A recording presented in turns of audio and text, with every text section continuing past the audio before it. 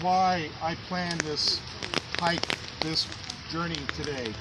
Last year it was another day, and of course you never know what kind of weather you're going to get in, but I wanted to do this on Reuben McMillan's birthday, October 20th, 1820. So today is Reuben McMillan's birthday. Just to read a little bit about Reuben, he was one of the most dedicated educators in this area. His role in education goes way, way back. He's up there with what were those readers out of McGuffey. He was in that vein. Very much believed in public education. But he was born so long ago in 1820. Of course, very few, far between opportunities for formal public education for him.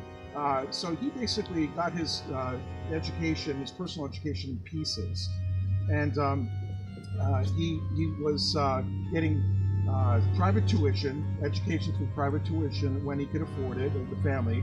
And at 13, he began a trade as a harness maker. He was also a very famous wrestler. Not very many people know this, but he really liked wrestling. You won't find that, but apparently if somebody challenged him to a wrestling match, they would. Yeah, at 13, he began a trade as a harness maker, but it didn't satisfy him. He was really at base an intellectual. He wanted to expand his education, so he started to get more private training, and then what better way to learn than to become a teacher yourself? So he actually started teaching, and some of his limited teaching expanded to the point where he began to gain reputation as not only a very able instructor, but as a good administrator for public schools. He became assistant principal in 1843. In 1849, he was elected superintendent of the public schools in Hanoverton, Columbia County. He was actually born in Canfield, by the way. Can you imagine traveling from Canfield to Youngstown back when he became superintendent of Youngstown schools in those days? It was done by horse. In 1849, he was elected superintendent of the public schools in Hanoverton, and then as superintendent of New Lisbon. He was briefly sidetracked by an illness, and then he again came back into the service of schools, and he returned in 1872 until his retirement in 1886. Youngstown Board of Education knew him as not only a local educator, but he was known throughout the state and even beyond the state as being somebody who had an insight into public education and public schooling. His dedication to teaching and uplift was also shared by his teachers, his staff. Those teachers, Sarah Pearson and Julia Hitchcock and others, and the photograph that is in your brochure, you'll see a famous photo of Reuben with his teachers there posing. That's a 19th century photograph for sure if you look at their garments.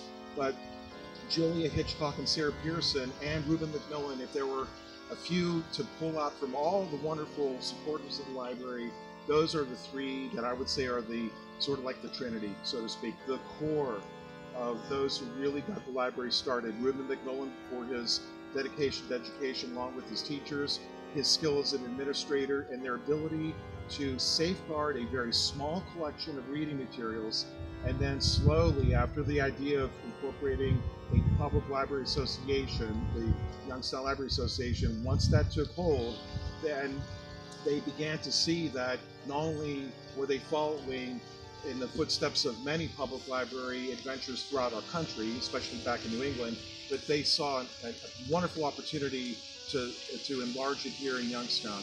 And it began as a school library. Our old collection, very tabula of the collection itself, was something that you would see in a school collection. They would open up the glass cases of the books, that the books were locked in a glass case, and there were certain times of the week where they were open to the public, and first Sarah Pearson and then later Julia Hitchcock would unlock those glass cases. People would come in there and read. Soon, very soon, the need was great. People wanted to get in there more. They wanted more books to read. So the need equated greater response, and that relationship led us to where we are today. He was a person who could get people married. So young people would travel to go find Dr. Ritzlar so they can get married. And he married thousands, apparently. He married thousands, and he would go wherever the young people were to marry him, because he had the license to do so. But he was one of the original signers of the Articles of the Corporation. And what I But also, what distinguishes him out also is his staunch anti-slavery position, and he actually assisted in the removal of slaves from the South through the Underground Railroad. Frederick Woodson and his wife Matilda. And usually all the ash trees are killed off by that ash borer. And William T. Gibson, buried right here, William, was a member all the way up until his resignation in 1908. Now, the reason why it's important to think about William T. is because of the reason he resigned from the wars. But the reason he resigned is because he did not understand why we needed outside help when the whole tradition of our library system here was all based on donations by private citizens and individuals, widespread support for our public library. And he also did not like the idea that Main Library would be built on the Bonnell property on the corner of Wick and Rain where it is today because, quote, it was too far away from the people, unquote. John R. Davis is that he was a skilled politician and a representative representing the interests of Youngstown. But, you know, as the Main Library was constructed and there were other different developments in our library system, it began to become apparent that there needed to be a greater effort in trying to raise revenue for the Young Library Association. And John R. Davis's role is that he and John Clark, Justice John Clark, went to Columbus and they drafted legislation to allow the city of Youngstown to have a levy placed on the ballot for the public support of our public library system.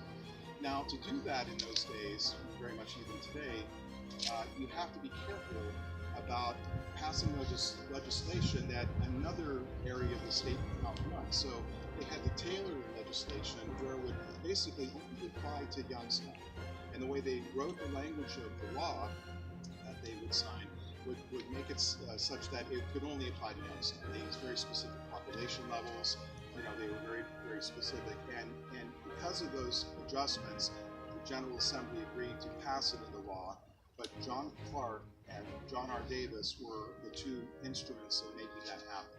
John R. Davis, in particular, as he was the state rep, working in Columbus on behalf of the city of Youngstown. By the way, you might be amused to know that before the branch system, books were available throughout the community. They had a little satellite collection of books at Republic, Iron and Steel, and at Sheet and Tube, and at the Youngstown City Hospital. And in private homes, women would open up the parlors of their homes throughout the city, and you could come in and you could read books while you were there in your home. Can you imagine that today? Somebody opening up their private home to anyone to come in and come on and read in my house. But there was this spirit, though, of this public spiritedness of reading, of what the library meant and what the value of learning was throughout the entire area. But John R. Davis played a key role in that, in getting our first library levy legislated.